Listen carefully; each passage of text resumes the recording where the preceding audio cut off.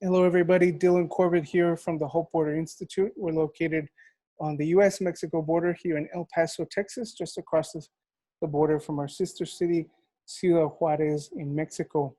It's great to be with you today to be able to share with you some of what we're seeing in terms of migration here on the U.S. Mexico border. I hope that all of you are going to have a wonderful ACU summit. I'm sorry that we couldn't be together in person. But it's great to be able to share with you, at least in this way, by video. What I'm going to talk about today, I'm going to talk a little bit about what we're seeing here on the U.S.-Mexico border in terms of migration, both right now as a result of the COVID-19 pandemic. And then we'll take a bit of a step back and widen the aperture to look at some of the historical background that shapes how we interpret what's happening here on the border.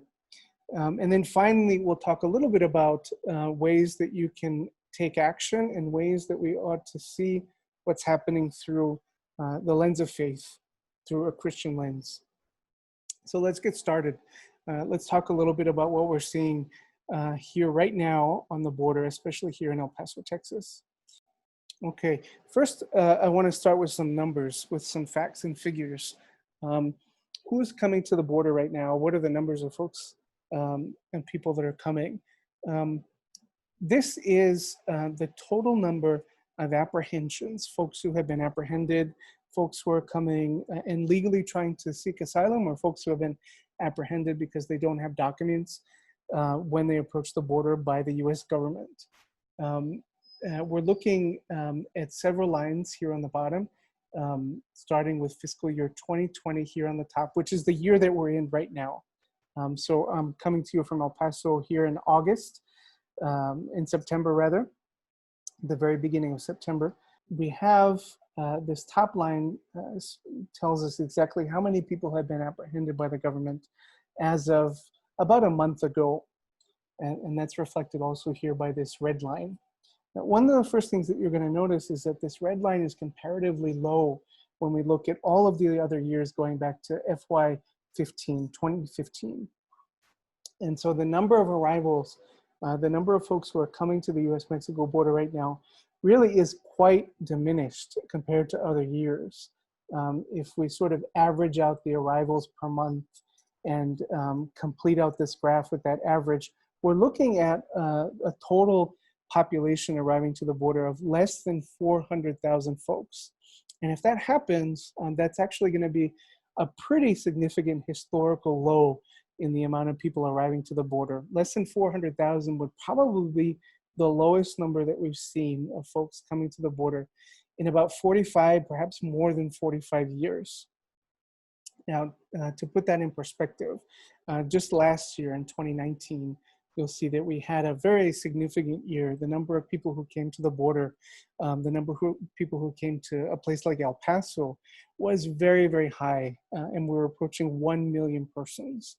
You see that 977,509 apprehensions. That's pretty significant. But even to put that in perspective, that's not a historical high. The historical high took place around the turn of the century in the year 2000. And that was the year when we saw about 1.6, between 1.6 and 1.7 million people approaching the US-Mexico border. Think about NAFTA. Think about the displacement in Mexico that happened as a result of NAFTA. That produced that historical high in arrivals to the US-Mexico border. But what's been happening is that since that high, there's been a decline, a pretty steady decline in the amount of people who are approaching the border. However, there has been an increase in a certain population of people who are coming to the border, and that's asylum seekers. So even though the number since the turn of the century of migrants coming to the border has gone down pretty significantly and pretty precipitously, the amount of people who are claiming asylum has been tracking upwards. And the population has shifted from single individuals, men, who are coming from Mexico and searching work in the United States. That population has shifted to now an asylum seeker, an asylum-seeking family, a mother, a child, or a family unit, often coming from countries like Guatemala, El Salvador, and Honduras. those three countries in Central America constitute the majority of the sending populations of the folks who are coming. And many of those people are asylum seekers. So there's been a change in the character of migration coming to the border. But even so, there's been this decline. And this year looks like it's going to be very significant in terms of the decline at the border. If it's the case that in the next, once we fill out these last 2 months of the fiscal year, we come in at 400,000 or perhaps even less, a significantly low number of folks. Now, what's happening? We're seeing the confluence of a couple things. First, that secular migration, what sociologists call a secular trend, something that happens once in a lifetime of migrants coming from Mexico as a result of things like NAFTA, that's pretty much over. We're not going to see a repeat of that. But we are seeing, of course, that population coming from Central America. But at the same time, there's been a crackdown at the border. The U.S. government has been doing a couple things. It's a strategy which has two prongs. One, criminalization, treating more and more migrants who are coming to the border as if they were criminals, thus enabling us to detain them, put them in detention centers, thus enabling us to deport them back to their countries. And then also militarizing the border. So building things like walls, increasing the capacity in the agents and organizations like Customs and Border Protection, in Border Patrol, in ICE, and then the physical infrastructure at the border, things like drones and sensors and additional technology and physical walls or virtual walls. So through those two, because of those two strategies and because of this secular trend in the change of migration at the border, we're actually seeing historically low numbers if you look at the past decade and 2 decades. This year in particular, 2020, we're also seeing the effect of the COVID-19 pandemic. The COVID-19 pandemic, at least up to this point, we're beginning to see a slight uptick in the amount of people who are coming to the border as summer ends and as fall begins. The number has been very slow. So COVID-19 has definitely put the brakes on a lot of migration, as you might imagine. But it's not just COVID-19 per se, it's also many of the restrictive measures that have been put in place by the government as a result of COVID-19. So here on this slide, you'll see nearly 40 measures, and this is not exhaustive, that we've been able to put together of different things, different policies, practices that the government has put into place as a result of COVID-19 in order to slow and stop immigration here at the border. There are very restrictive policies in place that the government has implemented as a result of the COVID-19 pandemic. The government has essentially used the COVID-19 pandemic as a pretext in order to continue to tighten its policy here at the border, to implement even more restrictive policies at the border. If you were to go to the border right now, you would see something that probably is unprecedented in this administration in the last 3-4 years, but unprecedented even in terms of our history, because asylum, as a result of the measures that have been put in place under what's called Title 42 of the United States Code, which is put into place, which the government has invoked because of the pandemic. These policies have effectively ended asylum here at the border. So asylum seekers right now who would approach the border legally, fleeing situations of desperation, fleeing situations of violence, of persecution, these asylum seekers will be, for the most part, returned immediately to Mexico or returned to their home countries, depending on international law, international agreements, et cetera, what countries they might come from. But the important thing to know is that their right to asylum is effectively over, and the case and their claims will not be heard. The government has put into place a whole panoply of different measures in the last several years in order to make that happen. But the most restrictive policies have now been put into place undercover, under the pretext of the COVID-19 pandemic.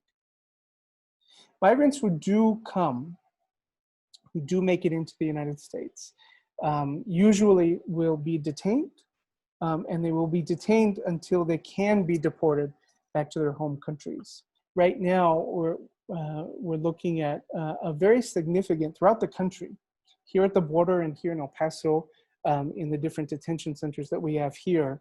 In all of the detention centers here in our region, there has been an outbreak of COVID-19, but there is also an outbreak in the many different privately run centers and centers that are run directly by ICE, detention centers that detain migrants. There are COVID outbreaks. And so migrants will be detained in detention centers where there is a very high likelihood that there is a COVID outbreak. Many of these migrants will then be returned to countries like Guatemala, El Salvador, Honduras, by plane. And some of those returning to those countries will be carrying COVID-19 with them. So those who slice and dice numbers say that anywhere between, for example, in Guatemala right now, which is suffering a very severe COVID-19 outbreak, between 1/4 and 1/3 of the cases in Guatemala of COVID can be tied back to deportation flights. The U.S. government deporting people directly back to these countries who have been infected with COVID-19 and who have spent time in places like detention centers where there are outbreaks of COVID-19. One other thing that I want to mention that's very important before I go on, that's happening as a result of the current pandemic and the invocation of Title 42, is that we're also expelling children. There's a law on the books that was passed in a bipartisan way under the Bush administration that prevents us from returning children to countries, children who are asylum seekers or children who are coming from countries like Guatemala, Honduras, and El Salvador, where many of them are coming from.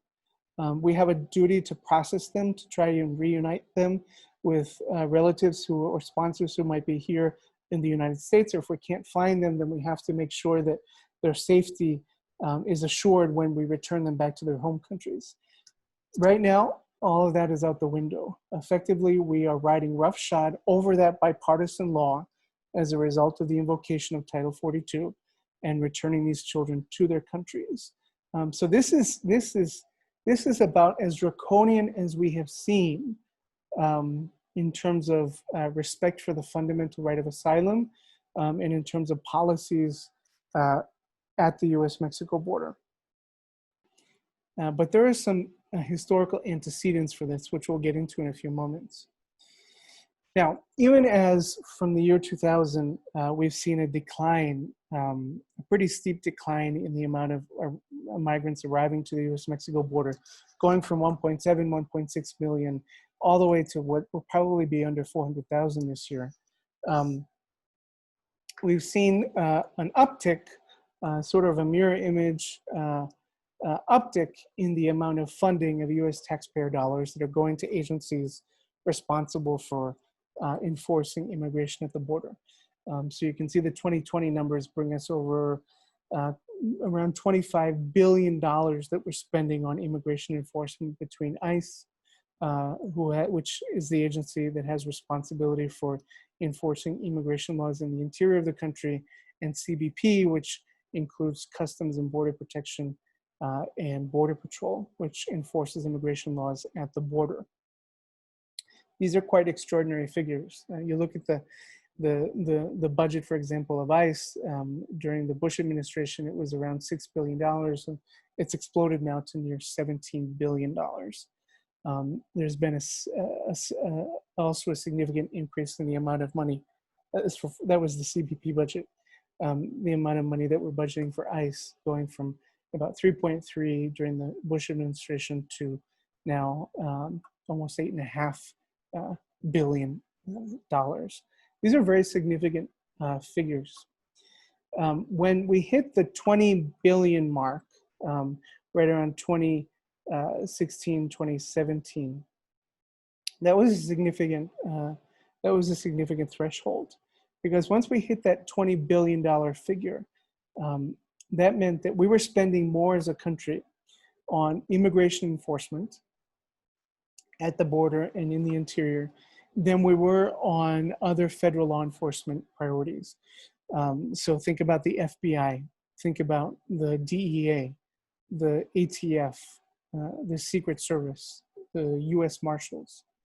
We were spending money, we began to spend more money on immigration enforcement than we did on all those other law enforcement agencies and priorities combined. So it was a pretty significant threshold once we passed that, but that shows you where our priorities are going in terms of, as a country, in terms of the enforcement of federal laws. Immigration continues to be a significant priority. And there are political reasons for that. If you consider the fact that immigration has decreased very precipitously as a result of these larger historical causes, and it is as a result of the policies and strategies that we've enacted on the border, if we have this big decline and yet we continue to see an uptick in the amount of numbers, you quickly recognize that there's a mismatch between the reality of what's happening and the political narrative that's driving the bloating of the budgets of these enforcement agencies. Narrative is very key, and we'll continue to explore how powerful narrative can be in what policies are enacted here at the border. So in order to do that, in order to look at the power of narrative, we have to step back for a few moments and look at the broader history that has shaped this region. The U.S. Mexico border has been contested territory, contested in terms of its meaning, contested in terms of political dynamics, in terms of nation building, in terms of colonial and economic power. The border has long been a contested region. And that goes all the way back to the experience of colonization in the late 16th century. In 1598, the son of a Spanish conquistador born in Zacatecas, Mexico, crossed what is now the U.S. Mexico border, just outside of, just a couple miles from where I am right now, here in El Paso, Don Juan de Oñate. And when he did that, it was as part of a voyage to claim the territory north of the Rio Grande River, which begins in El Paso and goes all the way down, constitutes the border of Texas today, and flows out into the Gulf of Mexico. All of that territory north of what's now the U.S. Mexico border was claimed for the Spanish crown. And so where I am right now was part of the Spanish crown. Texas, New Mexico, Arizona, parts of Wyoming even, Utah, Colorado, Nevada, California were all claimed for the Spanish crown. And they would also become part of the country of Mexico once Mexico declared its independence from Spain. But El Paso became very key as an intermediary point on what became known as the El Camino Real, the Royal Way, the Camino Real, of course, connecting Santa Fe, the settlement formed by Don Juan de Oñate in northern New Mexico, with the capital of Mexico, which was down in the Valley of Mexico here in Mexico City. So El Paso became this key point of trade and communication between the northernmost point of the Camino Real and the capital of Mexico. And that formed its identity. It became a commercial zone. It became a very important trading post. And that identity remains today. But of course, there is a whole history of colonial domination of the peoples who lived in these regions, the indigenous peoples who lived in these areas, including here at the border, by the Spanish colonists. The experience of colonization continues to shape how things like borders and things like sovereignty are interpreted today by people who live at the border. So questions of immigration, questions of walls, questions of border walls, questions of immigration enforcement, all these things take on a very different contour here at the border because the people who live in border communities they feel these things in a different register because of the deep legacy um, of this area being contested territory. The experience of colonization continues to shape perceptions of immigration enforcement and border politics. This area was not just subject to one colonization, but a place like El Paso was subject to a double colonization. Not only colonization from the Spanish crown and then Mexico, but then also by the United States. The United States, the history of the United States is one of westward expansion until it reaches the Pacific. And so the area where I am now, here in El Paso, Texas, all the way in the west, in the 19th century, it was once part of the Spanish crown, and then part of the new nascent state of Mexico. And then this area of Texas here, declared in 1845, it became annexed by the United States, but it had become its own country as a result of war with Mexico. So Texas declared independence from Mexico, starting a war into which the United States would enter, which became the Mexican-American War. Once that war closed in 1845, Texas was annexed into the United States. This area in 1848, which encompasses California, Nevada, Utah, Arizona, New Mexico, and Colorado, was also annexed by the United States. And then this final area here, which constitutes southern Arizona and southern New Mexico, was annexed in 1853. This area constitutes about half of the size of Mexico. So 50% of the size of the state of Mexico was annexed by the United States. This was part of the nation-building colonial project of the United States. And so border communities like El Paso went through, again, a double experience of colonization. This area was contested territory. The meaning, the identity, the political space, all contested. And these dynamics, which I referred to earlier, of criminalization and militarization in service of as strategies for the expansion of nation states, for the expansion of capitalist economies. These strategies of militarization and criminalization go back decades and centuries in order to compete for the space that border communities occupy. And people are criminalized. Communities are militarized. So these dynamics go much deeper than the past, go back much farther than the past 3 or 4 years, go back much farther than the past 3 or 4 decades. They go back centuries, and they return and they revolve, and they continue to repeat themselves.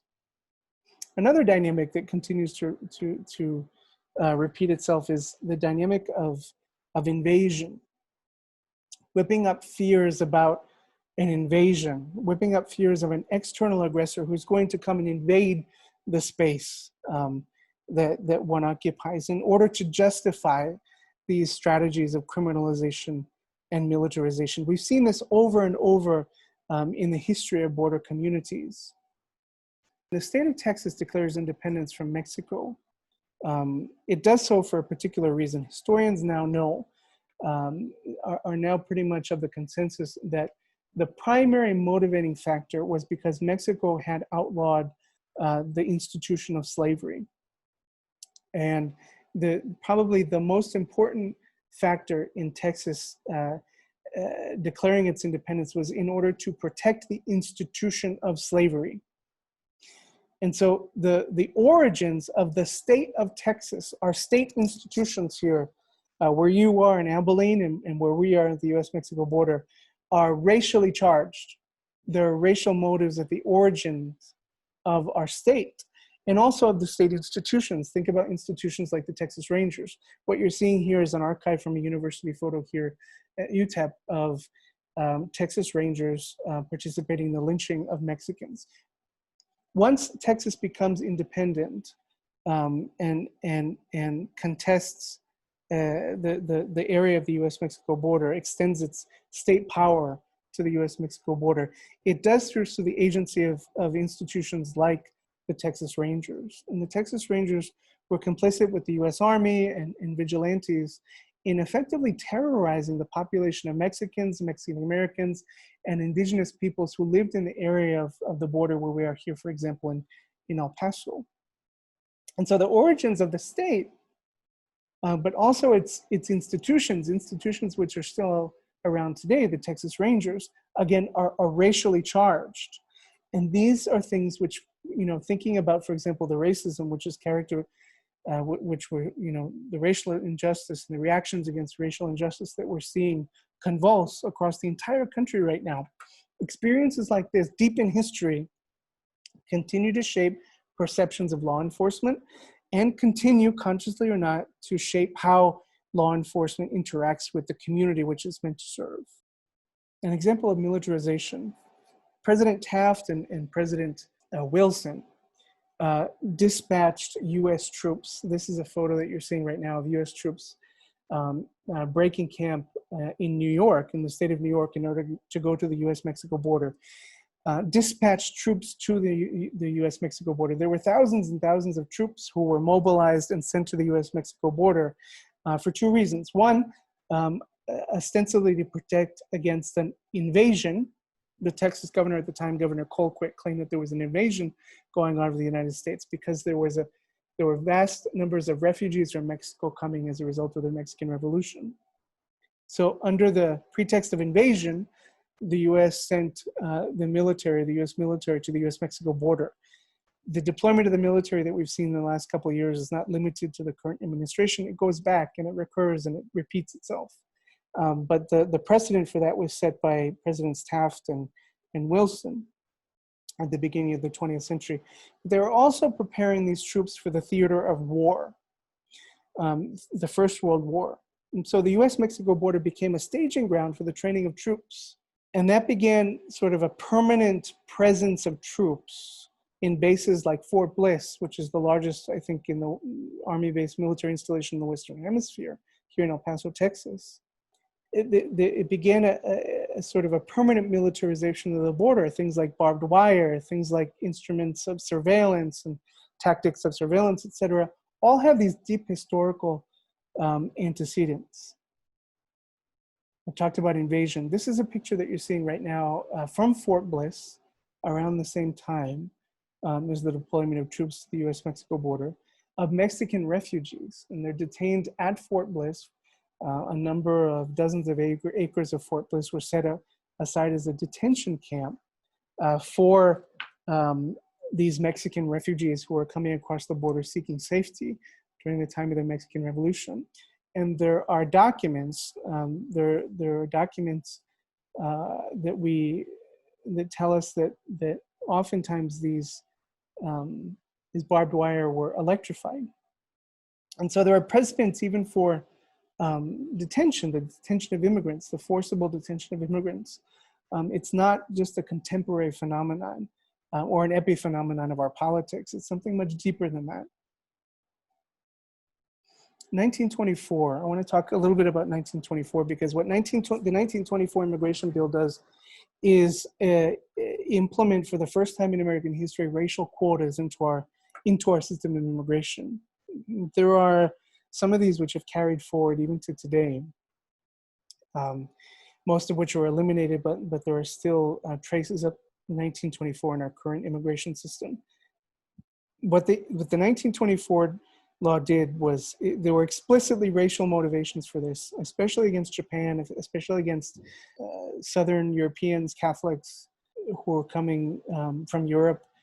There was a xenophobic reaction against immigration at the time, and also against Mexicans. But Mexicans were exempt from the 1924 law because of the political power of big agriculture here on the U.S.-Mexico border.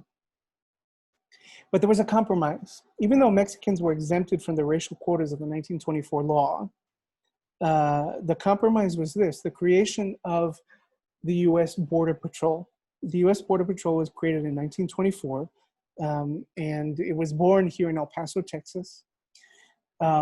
And so the origins of this institution, whether you agree with the need for immigration enforcement or not, whether on principle, the reality is that the origins of this institution, a very powerful and politically powerful institution today in the United States, the origins of this institution, the Border Patrol or Border Enforcement, were racially charged. Again, those are things which shape perceptions and also shape the culture, the structures, the operations of these very important agencies, influential agencies that are operating here in our community and which continue to grow and whose budgets continue to grow. Moving to a third moment of contestation and competition for the meaning of what the border is, 1994. 1994, you have the passage of NAFTA, began by a Republican, President Bush, and ushered over the finish line by President Clinton, a Democrat. And in 1994, you have a common market that's established between Canada, the United States, and Mexico. And so goods, all of a sudden, goods and money and technology, services, capital, entire companies now can travel freely across borders. And so the borders completely collapse for capital, for wealth. But there is a catch. People cannot cross freely. And so we erect these great barriers, these great walls. And so these great steel walls that we have here in El Paso, we now have a triple wall in some places in El Paso, but these great steel walls are erected here in El Paso and in San Diego by the Clinton administration as part of the architecture of NAFTA. So now a border community like El Paso is no longer part of the project of the Spanish Crown or the Mexican state or the Republic of Texas or the westward expansionist manifest destiny of the United States. Now it's part of this international arrangement. Our identity is international and we're part of NAFTA and the world economy and the world of so-called free trade. And so a major wall goes up between our two communities in order to ensure that there is a population south of the border that cannot cross the border, that has to work in the factories that are being opened in northern Mexican communities, the so-called maquiladoras, where goods can be produced on the cheap for sale in places like Walmart.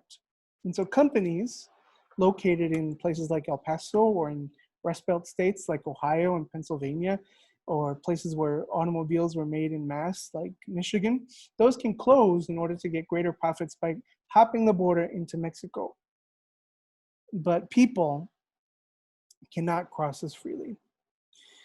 1996, you have the passage of the IRA law, a major immigration law by the Clinton administration. And the Clinton administration, what it does is it represents another stage in the criminalization of migrants and the militarization of the border with this wall and all the paraphernalia of border enforcement.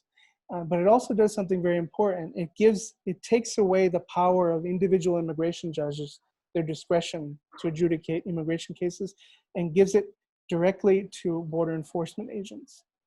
And that's what we're seeing right now with policies like Remain in Mexico and Title 42, that basically the administration is giving more and more power to border enforcement agencies, tying the hands of immigration courts and criminalizing, throwing a pall of criminality over more and more immigrants, and doing it with political rhetoric. Think about how many times we've heard things like migrants are criminals, are rapists, are dangerous, are threats to our community. Think about this in terms of how we view immigrants as the United States. When the United States government began administrating immigration, it was done through the agencies of commerce and labor and agriculture. Those are the agencies which administered immigration.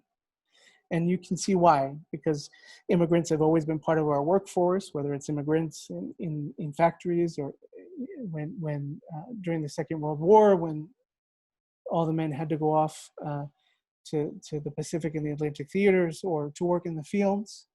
So immigrants were first viewed as commodities or as mano de obra, as labor.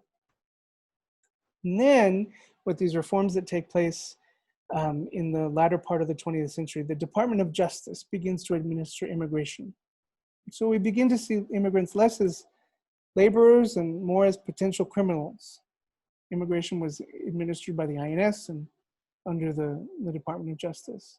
Today, following 9/11,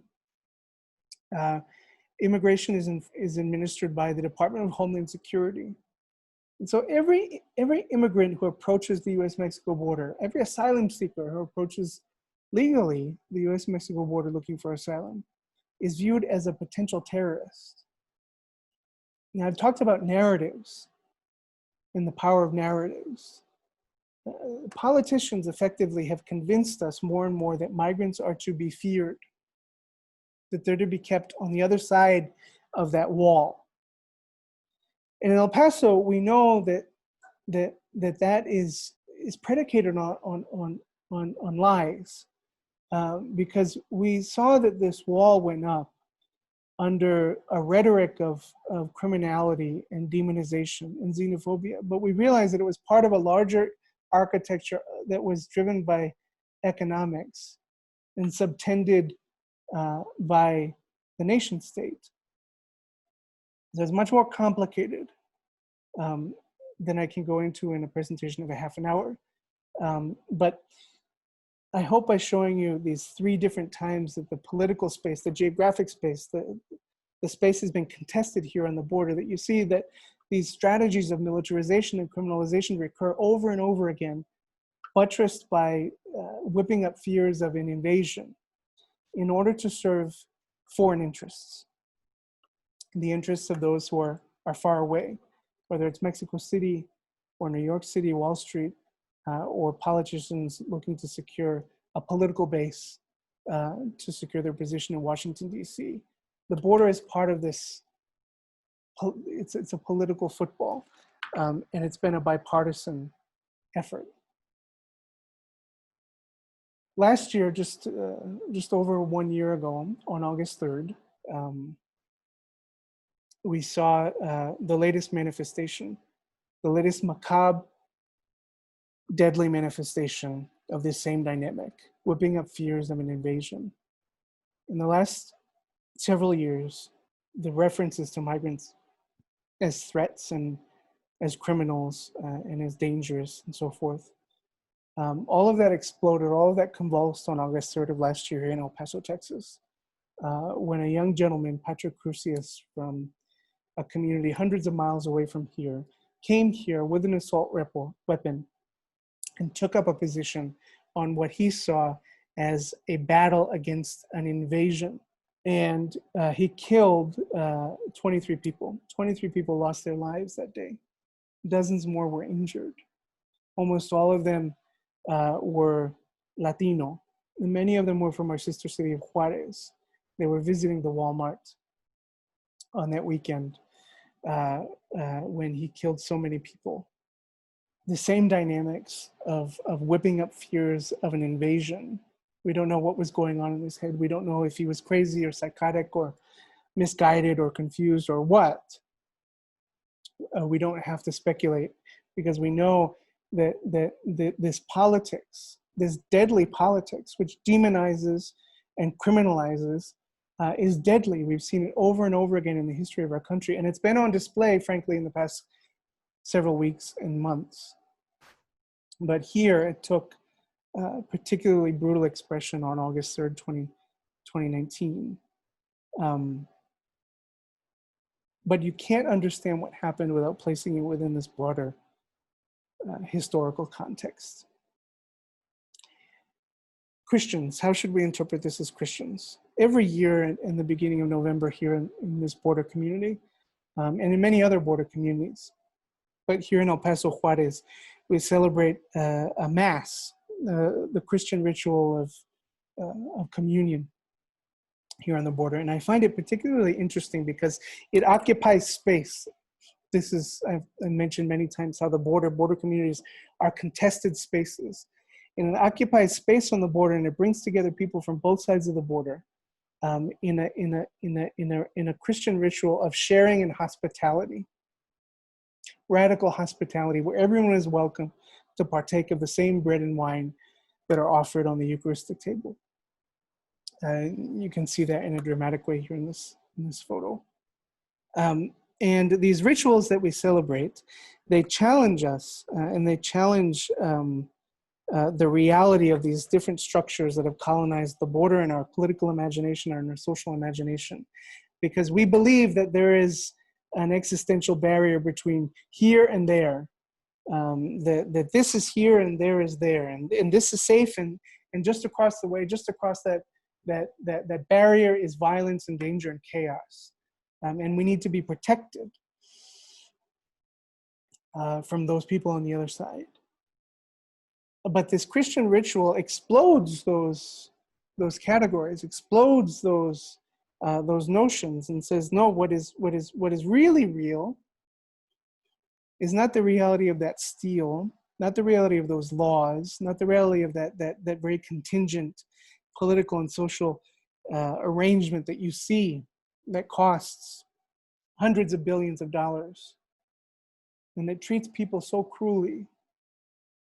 But the reality is the building up of the kingdom that takes place in radical hospitality. And it challenges us, particularly as Christians, as to what we really believe. The building up of the kingdom of hospitality, a kingdom of radical solidarity, a kingdom of solidarity with the least of these. Where are our allegiances? What is forming, what is colonizing our own social and political imagination? Is it the gospel or is it something else? There's a priest here on the border, and I want to share something that he said in the past, particularly as we think about the border now and how it's been contested and politicized and demonized, and those who live in it and those who pass through it have similarly been. He says, the unique border reality, the unique mestizo border reality is a kairos moment, we would say, following St. Paul, a kairos, a moment of grace experienced in the decisive action to act as a bridge people between Americas. The choice is ours, how we interpret the reality in these multiple contestations of what this space should mean. And the choice is ours as Christians as to how we are to interpret these realities, and how we act and how we relate and how we respond will be consonant with the narratives, with the ways in which we interpret what is happening. A few things that we're doing here at the border, not just us, but many other people. The folks who have been trapped on the other side of the border are living, as I mentioned, in very inhumane circumstances as a result of policies like Remain in Mexico, and policies which are forcing people to go back, asylum seekers to go back. The Christian community has responded here in a very beautiful way, in a very ecumenical way. Catholics and Christians coming together, and not only Catholics and Christians, but also Jews and Muslims who have come together to provide shelter and safety for folks on the other side of the border. There's what's called the Border Refugee Assistance Fund, which we administer here at Hope. It really is a partnership between us and the different Christian communities here in order to provide resources for people who are living on the other side of the border and be in solidarity with them. We've raised $250,000 in order to provide safety, security, food, infrastructure, education, shelter, and support for people who are on the other side. Acts of protest, acts of bringing the pain of those who are suffering before the powerful. There's something deeply Christian about that. And we've also been involved in those acts. We need to raise up our voices, and we need to challenge policies which continue to demonize, criminalize communities and militarize our communities. This is a particularly poignant picture for me. This is a picture from when the local Catholic bishop here physically brought an asylum-seeking family to the bridge to bring pain before power, and to say, follow the law, and allow them to seek asylum. It's a longer story, and they were eventually let in, but they were returned that day. They were detained rather for a couple of days and then returned, and then tried again, and we were eventually able to get them over. But I thought it was a particularly moving example of Christian solidarity. And then also root causes. We've been involved together with our partners, Faith in Action, and many other Christian communities throughout the United States, Mexico, and Central America, in trying to develop a new approach to immigration, new narratives, promote new narratives and new policies, which would address the root causes of immigration, primarily in Central America, where most of the immigration is coming from. We need to shift our policy away from criminalizing migrants and militarizing border communities to addressing the root causes which are forcing migrants to come here, which are multiple and varied and include climate change and include things like our consumption of drugs, which is driving criminality and weakened political institutions in those countries. But the fact is that we are involved, we're implicated in those root causes as a country. And so we need to be implicated and involved in the solutions as well, and active at the political level. So those are some of the ways that the Christian community here has been involved, and some of the ways that you can get involved. You can join our work here at Hope Border Institute, either the direct humanitarian work, the actions in favor of justice, or the advocacy work. But you should know that Christian communities and churches, Catholic and Protestant, evangelical, and other communities of faith, and people of no faith are involved in these same types of activities in almost every single binational border community between San Diego and Brownsville, between Reynosa and Tijuana, between Ciudad Juarez and El Paso. There is a movement in order to advance justice at the border, a movement that recognizes that this is a time, this is a Kairos moment. I firmly believe that the future of our country, the identity of our country will be defined here on the margins of our country, will be defined here at the border in our response to those who are seeking safety, security, and our solidarity. They are not threats. Rather, they enrich our communities with their aspirations and their dreams. And they are not